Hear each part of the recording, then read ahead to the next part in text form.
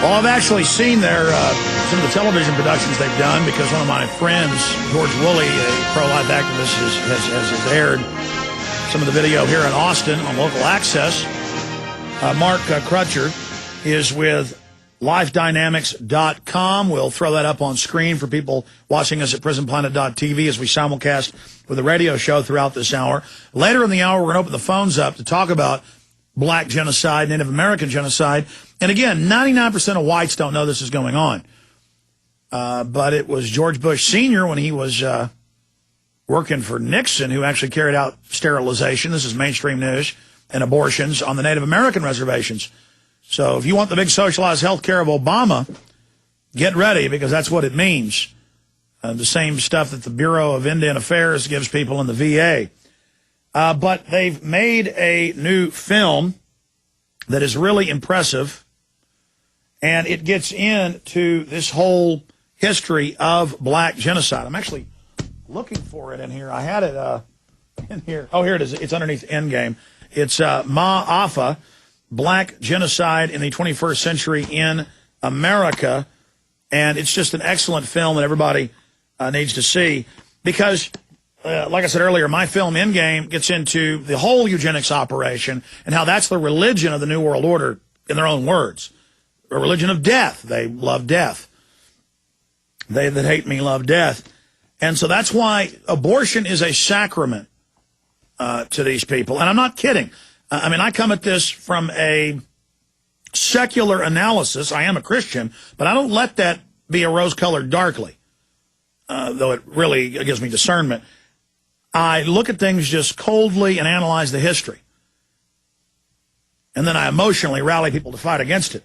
But it is very, very real. So we appreciate Mark Crutcher for coming on the show and for producing this film. Mark, good to have you here. Thank you, sir. Thanks for having me on. You bet. So tell us about your journey, your organization, what you do generally, and how it led you deeper down the rabbit hole to really the fount of this Planned Parenthood evil. Well, we're a pro-life organization, as you know, and we do a lot of different pro-life things. We do a lot of undercover work. You may have be familiar with some of our work exposing the trafficking of baby body parts, how the abortion clinics chop up the babies they kill and sell them for parts. Yes, I want to talk about all that. And I many times meant to have you on, and for some reason it never happened. So this is hopefully the first of many interviews. Yeah, tell us all about it. Well, that's it. I mean, that's a whole show by itself. But basically, that's another profit center for the abortion lobby is to chop up these babies and sell them for spare parts. And it's a fairly profitable endeavor that they've got going. We have no idea how large it is. We know it's still going on.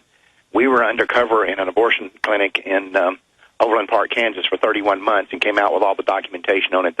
They actually put out brochures, just like you get on a new car or something, talking about how they sell the body parts. And then we also did an undercover investigation on the fact that Planned Parenthood is running a nationwide pedophile protection racket. They're protecting the men who sexually abuse and rape children. And we proved it, and I'll say it right here on your show. They're running a nationwide pedophile protection racket. If that's not true, that's libel and slander on its face, and they would have sued me the first time I said it 7 years ago. I've said it on over 200 national and local television and radio stations. They've never even once contacted me. Yeah, for those that don't know, I should have read your bio for people, but it's so lengthy. You're on syndicated radio, TV. I mean, you reach millions of people every week. You might tell folks how big your ministry is, and they just back off and shut up. And see, I never knew this stuff either, but over the decades, that's what I found out. Devil-worshipping pedophiles basically run the New World Order, the global government, and they love death, they love killing babies. But please continue. So body parts, pedophile rings, black genocide, yes. Yeah, no, one of the things that those of us in the pro-life movement have always known is that there was a strong racial element to the motivation behind the legalization of abortion. And so about 3 years ago, we launched an investigation into this. And what we have found, I mean, I've been in the pro-life battle for 30 years. I've been working in it full-time for 23 years. And Alex, I've learned things in the last 3 years that I never dreamed of. I work in this 24 hours a day, 7 days a week. And the stuff that we've learned in the last 3 years is mind-boggling. And it is absolutely undeniable now that racism was a primary motivation, if not the primary motivation. Matter of fact, I would go so far as to say it was the primary motivation for the legalization of abortion to begin with.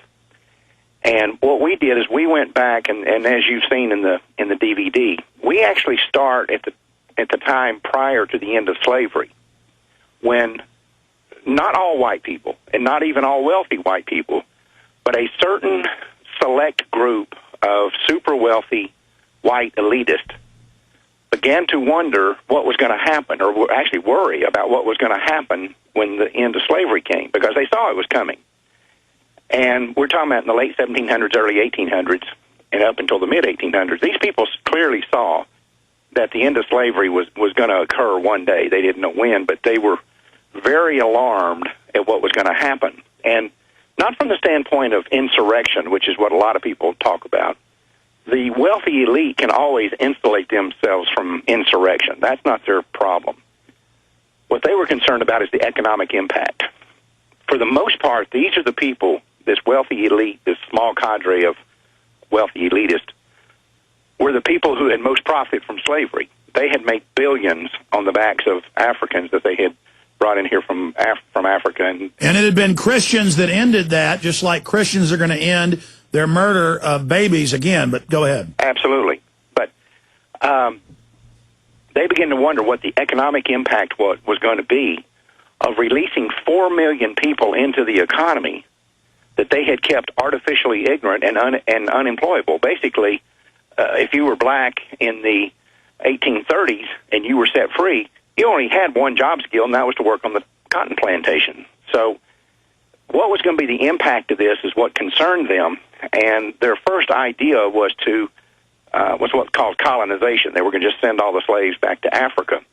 That failed miserably, even though it was widely embraced in our government. The United States Congress, what most people don't know is the United States Congress actually funded the American Colonization Society. So it was a very seriously taken concept. It just didn't work. And it's interesting when you start studying these things, Alex.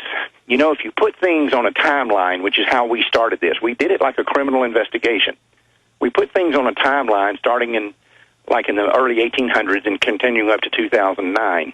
And one of the things that you see is every time this small group of elitists tried something and it didn't work, all of a sudden there was something else to try.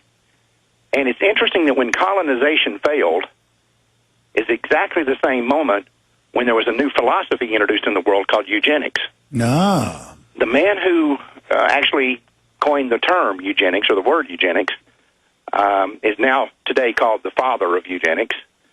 And his name was Francis Galton. His family was extraordinarily wealthy. They had made their money from the slave trade. And he came up with this philosophy called eugenics. And basically what it is absolutely no different than what Hitler did, is the creation of the master race. And he thought that the world could manipulate the human condition to the point that we could do a better job than what God did. Basically, their theory was God did well as far as he went, but we can make it better. And they really believed this. The Galtons and the Darwins and others were all intermarried, and they have like 9 kids, and 8 of them would die, and the other one would be retarded. Right. And they still thought, though, this was genius and beauty. So they really believed that they were creating a new super race. Absolutely. And one of the things, and I knew who Darwin was, and I knew who Galton was before we even started this project. What I didn't know is that they were first cousins. Charles Darwin and Francis Galton were first cousins, and they worked together on these projects. And what you start to see as you start unraveling all of this is that basically Darwin was the philosopher, and Galton was the guy who put all this stuff into practice. He was called the Bulldog. Right. The eugenicists first started out with a plan that was basically what you might call passive eugenics. They believed that not only were Africans inferior intellectually to whites, they believed they were inferior physically as well, and that unless they had direction from the white community, they couldn't survive. They couldn't live without us. So So they set up the social welfare net and racial hygiene health departments, and that's our CPS and Planned Parenthood today. That's what it evolved into. That's what it evolved into. And what we do is we take everything on a step-by-step basis, and we connect the dots from the failure of colonization to the success of abortion. And we show all the stages that these people went through, from passive eugenics to positive eugenics to negative eugenics to birth control to sterilization and ultimately to abortion. And it's when you start putting this thing on a timeline, you keep seeing all these things pop up where X fails, and exactly on that time, here's this new strategy. And when that failed, here's this new strategy. And they kept doing that until they came up with the one that worked, which was abortion. Now, and we document things in this video I don't think most people understand or don't know. I certainly didn't know.